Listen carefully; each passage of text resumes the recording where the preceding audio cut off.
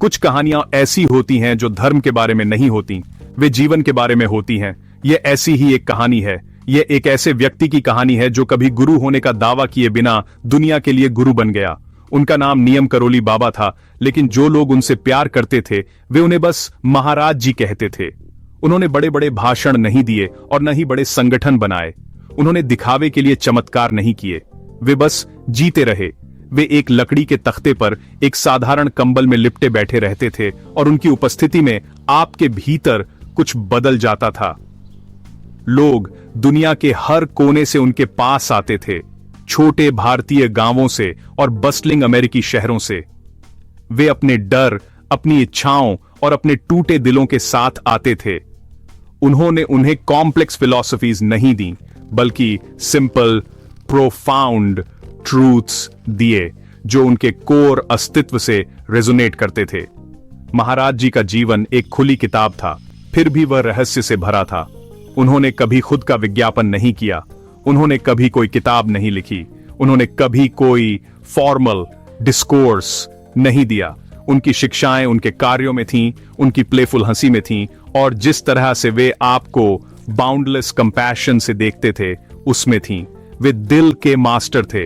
वे जानते थे कि इंसान की सबसे गहरी लॉन्गिंग धन या प्रसिद्धि के लिए नहीं है, बल्कि एक कनेक्शन के लिए है, हमारे छोटे लिमिटेड सेल्फ से भी गहरे किसी चीज से कनेक्शन। उन्होंने दिखाया कि स्पिरिचुअलिटी दुनिया को त्यागने और किसी गुफा में भाग जाने के बारे में नहीं है। यह इस दुनिया में अपने दिल को वाइड ओपन रखकर जीना है, हर पल को अवेयरनेस और प्यार के साथ एम्ब्रेस करना है। इसलिए उनका संदेश कल्चर, लैंग्वेज और बिलीफ की सभी सीमाओं को पार कर गया। वे एक जीवंत उदाहरण थे कि आपको प्रकाश का स्रोत बनने के लिए किसी उपाधि या मंदिर की आवश्यकता नहीं है। उनका मंदिर मानव हृदय था, उनका शास्त्र दया की भाषा थी। जब लोग उनसे जवाब मांगने आते थे तो वे अक्सर उन्हें बस खाना खिलाते थे। वे जोर देते थे कि वे खाएं, भोजन को ऐसे साझा करते थे जैसे वह प्रार्थना का सबसे ऊंचा रूप हो। इस सिंपल एक्ट ने बाधाओं को तोड़ दिया, इसने सबको बराबर बना दिया। न्यूयॉर्क का अमीर आदमी पास के गांव के गरीब किसान के बगल में फर्श पर बैठता था और उन दोनों को वही प्यार, वही भोजन, वही ग्रेस मिलती थी। उन्होंने सिखाया कि ह्यूमैनिटी एक परिवार है और खाने की मेज उसका सबसे पवित्र ऑल्टर है। उनकी यूनिवर्सैलिटी इस प्रोफाउंड सिंप्लिसिटी से आई थी। दुनिया हमेशा एक गाइड, एक गुरु की तलाश में रहती है। हम उन्हें सीरियस, अदर वर्ल्डली फिगर्स के रूप में कल्पना करते हैं। महाराज जी ने इस छवि को तोड़ दिया। वे जॉयफुल, मिस्चिवस और पूरी तरह से अनप्रिडिक्टेबल थे। वे एक पल में अस्तित्व की सबसे गहरी सच्चाइयों के बारे में बात कर सकते थे और अगले ही पल किसी पर प्लेफुली एक आम फेंक सकते थे। ये प्लेफुलनेस, ये लीला हमें अपने ड्रामास को इतनी गंभीरता से न लेने का उनका तरीका था। उन्होंने दिखाया कि डिवाइन का मार्ग दुख और गंभीरता का मार्ग नहीं है, बल्कि सेलिब्रेशन और जॉय का मार्ग है। वे आम आदमी के लिए एक संत थे, गृहस्थ के लिए एक गुरु थे और खोए हुए लोगों के लिए एक दोस्त थे। वे किसी के नहीं थे और इसलिए वे सबके थे। महाराज जी की सबसे फंडामेंटल टीचिंग्स में से एक सिंपल फिर भी पावरफुल फ्रेज में निहित थी, मैं कुछ नहीं हूं। ऐसी दुनिया में जहां हर कोई कुछ बनने की कोशिश कर रहा है, अधिक सफल, अधिक महत्वपूर्ण, अधिक नोटिस किया जाने वाला, ये स्टेटमेंट रेवोल्यूशनरी है। ये वर्थलेसनेस की घोषणा नहीं है, ये अल्टीमेट फ्रीडम की कुंजी है। जब आप खुद को कुछ नहीं मानते हैं तो आप खुद को ईगो से खाली कर देते हैं। ईगो हमारे सभी सफरिंग्स का स्रोत है। यह हमारा वह हिस्सा है जो अपमानित महसूस करता है, गुस्सा करता है और लगातार डर में जीता है। यह वह आवाज है जो कहती है, मेरा क्या? कुछ न बनकर आप सब कुछ को अपने माध्यम से प्रवाहित होने के लिए एक जगह बनाते हैं। आप ग्रेस, प्यार, डिवाइन के लिए एक वेसल बन जाते हैं। एक खूबसूरत कहानी है जो इसे दर्शाती है। एक अमीर और प्रभावशाली आदमी महाराज जी से मिलने आया, एक प्राइवेट ऑडियंस की उम्मीद में। उसे महत्व के साथ व्यवहार करने की आदत थी। जब वह पहुंचा तो उसने महाराज जी को साधारण गांव वालों से घिरा पाया, हंसते और कहानियां साझा करते हुए।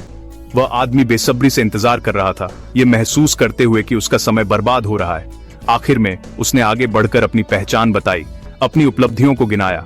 महाराज जी ने उसे एक जेंटल स्माइल के साथ देखा और कुछ नहीं कहा। फिर वे अपने बगल में बैठी एक गरीब महिला की ओर मुड़े और उसके बीमार बच्चे के बारे में पूछा। अमीर आदमी हम्बल्ड हो गया। उस पल में वह समझ गया, सच्चे प्यार की नजरों में वर्ल्डली स्टेटस मीनिंगलेस है। भगवान को खोजने के लिए आपको पहले खुद को खोना होगा। ये टीचिंग सेल्फ निगेशन के बारे में नहीं है, ये सेल्फ रियलाइजेशन के बारे में है। जब आप कुछ होने का भारी बोझ छोड़ देते हैं तो आप हल्के हो जाते हैं। आप अब एक फ्रैजाइल आइडेंटिटी का बचाव नहीं कर रहे हैं, आप जीवन में आसानी और खुशी के साथ आगे बढ़ सकते हैं। इसे इस तरह से सोचिए, एक ठोस दीवार सब कुछ रोकती है, लेकिन एक खुली खिड़की प्रकाश और हवा को स्वतंत्र रूप से गुजरने देती है। ईगो वह दीवार है, कुछ न बनना, खुली खिड़की बनना है। महाराज जी ने सच्चाई को हर पल जिया। उन्होंने कभी भी अपने माध्यम से प्रवाहित होने वाले प्यार और हीलिंग का श्रेय नहीं लिया। वे हमेशा कहते थे, यह सब भगवान की ग्रेस है, मैं कुछ नहीं करता। ये झूठी विनम्रता नहीं थी, ये एक ऐसे व्यक्ति का स्टेटमेंट ऑफ फैक्ट था जिसने अपनी स्वयं की भावना को पूरी तरह से भंग कर दिया था। हमारे लिए हमारे दैनिक जीवन में ये एक पावरफुल टूल है। जब आप किसी के शब्दों से आहत महसूस करते हैं तो टीचिंग को याद रखें। आपका वह हिस्सा जो आहत महसूस करता है वह ईगो है, वह मैं जो सम्मानित होना चाहता है। यदि आप कुछ नहीं हैं तो आपको कैसे अपमानित किया जा सकता है?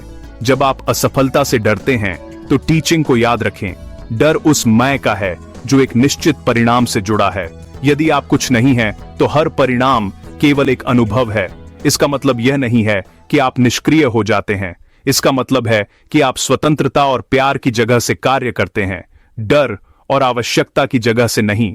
यह एक ऐसी दुनिया में इनर पीस का रहस्य है जो लगातार आपको कुछ बनने की मांग करती है।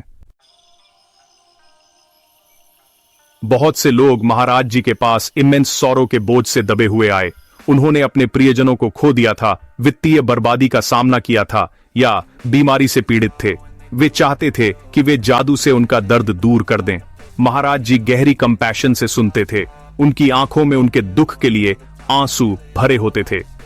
उन्होंने अक्सर इसे सरलता से समझाया, दुख आपके पिछले कर्मों का परिणाम है, यह आपका कर्म है। यह उन्हें हेल्पलेस महसूस कराने के लिए नहीं कहा गया था, यह उन्हें एम्पावर करने के लिए कहा गया था। इसका मतलब था कि उनकी वर्तमान स्थिति ब्रह्मांड द्वारा एक रैंडम पनिशमेंट नहीं थी, बल्कि एक कारण का परिणाम थी। और यदि अतीत के कारणों ने यह वर्तमान बनाया तो वर्तमान के एक्शन से एक अलग भविष्य बना सकते हैं। यह आपकी डेस्टिनी की कुंजी आपके अपने हाथों में वापस रख देता है।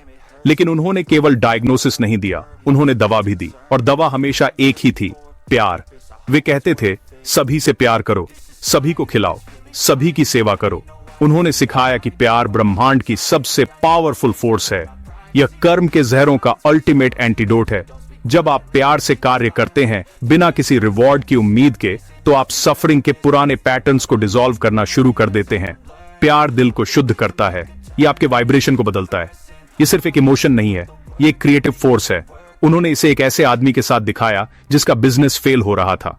वह आदमी एंजाइटी और डिस्पेयर से भरा था। महाराज जी ने उसे बस कहा, जाओ और गरीबों को खिलाओ हर दिन। आदमी ने ऐसा किया और धीरे धीरे उसका ध्यान अपनी कमी से दूसरों की जरूरतों पर चला गया। उसका दिल खुला और चमत्कारी रूप से उसकी परिस्थितियां बदलने लगीं। महाराज जी की डिक्शनरी में प्यार व पॉजेसिव कंडीशनल लव नहीं था जिसका हम अक्सर अनुभव करते हैं। ये एक unconditional expensive state of being था। वे कहते थे, प्यार हर किसी में केवल डिवाइन को देखता है। इसका मतलब है लोगों की खामियों, उनकी गलतियों और उनकी अननोइंग हैबिट्स को छोड़कर उनके भीतर डिवाइन की चिंगारी को देखना।